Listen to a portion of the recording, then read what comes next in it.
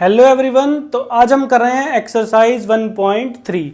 तो ये उसका एक फिफ्थ एग्जांपल है। ये क्या कह रहा है कि फाइंड डेसिमल एक्सपेंशन ऑफ 10/3, 7/8 और 1/7। देखो इस एक्सरसाइज में हमें कुछ टर्म्स नहीं आएंगी हमारे लिए, जो कि क्या होती हैं पहले उनको ही समझ लेते हैं। टर्मिनेटिंग, या उससे पहले थोड़ा सा और समझते हैं। देखो पहले हमने बचपन में क्या पढ़े थे?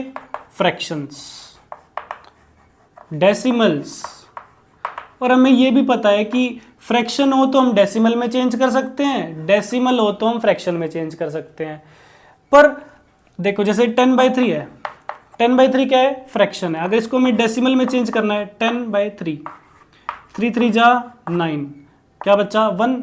फिर हम पॉइंट लगाते थे यहाँ पे, फिर से 3 3 जा 9 और यहाँ पे 1, फिर से हम 0 उतारते थे एक और 3 3 जा 9, और ये प्रोसेस इसमें चलता रहता है और ये कभी एंड होता ही नहीं, ये इनफाइनाइट तक चलता है। और हमारे पास आंसर क्या आया? 3.33333। एक इस तरह का आंसर आ गया। हमने फ्रैक्शन को किस में कन्वर्ट कर दिया? डेसिमल में। सेकंड अगर हम देखें, जो लिखा हुआ है 7/8, तो 7 अंदर 8 बाहर, क्या सबसे पहले डिवाइड नहीं हो रहा? पॉइंट लगा देंगे, मतलब 0 पॉइंट, ये क्या आ गया? 70। अब ये किस पे जा रहा है जी? 8 8 जा 64। ठीक है, यहाँ पे क्या बचा? 6 बचा, एक 0 लगा दिया। ठीक है, अब क्या ले आएगा? 8 5 जा 40, 8 6 जा 48, 8 7 जा 56, 4। अब क्या आ गया यहाँ पे? 0। अब कितने पे जा रहा है जी? 8 5 जा 40।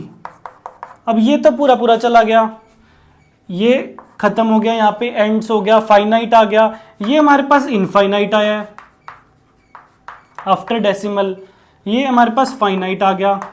अब एक रह गया हमारे पास 1/7। तो जब हम इसको डिवाइड करेंगे, 1 अंदर जाएगा, 7 बाहर, डिवाइड। देखो 0 पॉइंट स्टार्टिंग में लग जाएगा, ये आ जाएगा जी 10, 1 7 3 आ गया। अब फिर से 0 उतरेंगे, तो ये कितने पे जाएगा? 7 4 जा 28, बच गया 2। और फिर से 0 उतरेगा, 7 2 पे जाना पड़ेगा 14, यहाँ आ गया 6 6 पे फिर 0 उतरेगा, 7 8 जा 56 आ गया। अब यहाँ पे 4 आ गया, फिर 0 आ गया। ठीक है, अब 4 7 5 जा 35, अब फिर से यहाँ पे 5 आ गया, अब फिर से 0 आ गया, 7 7 जा 49, 1 0 आ गया। अब हम देखेंगे कि ये चीज़ फिर से बन गई, ये वाला 10 यहाँ पे फिर से आ गया। और अगर ये प्रोसेस मतलब चलता ही रहेगा, अगर अगली बार हम फिर करेंगे 7 1 जा 7, 3 आ जाएगा, फिर 0 आ जाएगा, अब ये बन गया, फिर ये चलता ही रहेगा। मतलब जो हमारा नंबर है, आंसर आएगा, वो क्या आएगा? 4 8 5 7 1।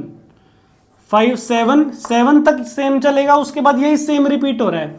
1 4 1 4 2 8 5 7, 1 4 2 8 5 7। अब मैथमेटिकल लैंग्वेज में हम क्या करते हैं, अगर कोई चीज नंबर रिपीट हो रही है, डेसिमल के बाद कोई भी डिजिट्स रिपीट हो रहे हैं, या कोई भी सीक्वेंस पूरा का पूरा रिपीट हो रहा है, तो हम क्या करते हैं, उसके ऊपर उसको टोपी पहना देते हैं, उसके ऊपर हम बार लगा देते हैं। जैसे ये 3.3 था, 3.333 अनंत तक जा रहा है, तो हम 3.3 के ऊपर बार लगा देते हैं। अब इसका मतलब यही है कि ये चीज रिपीट हो रही है। अब 3 के ऊपर बार है तो 3 3 3 3, मतलब ये चीज बिल्कुल क्लियर है कि इसके ऊपर जा रहा है। ये 3 आ गया, 3.33। अब ये क्या आया था? 0.142857। अब ये चीज पूरी रिपीट हो रही है, तो इस पूरे के ऊपर बार लगा दिया हमने। ठीक है, और ये तो हमारा फाइनाइट था ही, और ये भी कहां तक जा रहा है हमारा? ऊपर वाला इनफाइनाइट तक। अब थोड़ा सा समझते हैं टर्म्स को। एक टर्म होती है जी टर्मिनेटिंग। टर्मिनेटिंग मतलब देखो, जैसे हम पहले डिवाइड करते थे, जिसके एंड पे ये काटा आ जाता था, जो पूरा डिवाइड हो जाता था, ऐसे टर्म्स को हम क्या बोलते हैं? टर्मिनेटिंग। जिसके भी एंड पे कांटा आ जाए, 0 आ जाए, ठीक है, वो है टर्मिनेटिंग, जो मतलब पूरा डिवाइड हो जाए वो है टर्मिनेटिंग। उसके बाद एक टर्म है रिकरिंग। रिकरिंग क्या होता है जी? रिकरिंग का एक और नाम है रिपीटिंग, रिपीट करना खुद को। जैसे अब ये 3 था, ये 3 था, ये 3 था, ये क्या कर रहा था? खुद को रिपीट कर रहा था। अब अगर हम इससे पूछें तो ये देखो, एक हो गया टर्मिनेटिंग जो एंड हो जाए, एक हो गया रिकरिंग जो रिपीट करे। अब ये दोनों साथ भी आ सकते हैं, मतलब टर्मिनेट भी हो रहा हो, मतलब ये साथ नहीं आ सकते, नॉन टर्मिनेटिंग होना चाहिए उसके लिए। नॉन मतलब टर्मिनेटिंग जो एंड हो जाए, जो एंड हो गया वो तो क्या किया, कितना ही रिपीट होगा, ठीक है, और रिपीट हो रहा है तो वो एंड हो ही नहीं सकता, और एंड हो रहा है तो वो रिपीट नहीं होगा, ठीक है। नॉन टर्मिनेटिंग मतलब जो एंड ना हो, जो एंड ना हो, और रिकरिंग मतलब जो रिपीट हो, जो क्या हो? रिपीट हो, नो एंड। नॉन टर्मिनेटिंग मतलब नो एंड। थोड़ा सा और इस एग्जांपल से समझते हैं। जैसे ये क्या था? 3.333333। अब क्या ये एंड हो रहा है? नहीं, तो हम क्या कह देंगे इसको? ये कौन सा नंबर है? Non terminating. और क्या ये रिपीट हो रहा है? बिल्कुल रिपीट हो रहा है, ये तो 333 ही चलता जा रहा है, तो हम कह देंगे non terminating recurring, non terminating and repeating number, ये वाला। अब ये वाला क्या था? ये वाला एंड हो रहा है, हाँ, ये वाला टर्मिनेटिंग। अब टर्मिनेटिंग मैंने भी बताया कि टर्मिनेटिंग कांट रिपीट इटसेल्फ, ठीक है, तो ये आ गया टर्मिनेटिंग। और हमने कौन सा निकाला था? ये वाला 0 पॉइंट, इसके ऊपर बार है, ये जो खुद को रिपीट कर रहा है, यहाँ तो सीधा मैंने बताया कि रिपीट कर रहा है, ये आ जाएगा नॉन टर्मिनेटिंग एंड रिकरिंग। अब ये दो हमारे क्वेश्चंस हैं जो कि कह रहा है कि शो 3.142678 एक रैशनल नंबर है।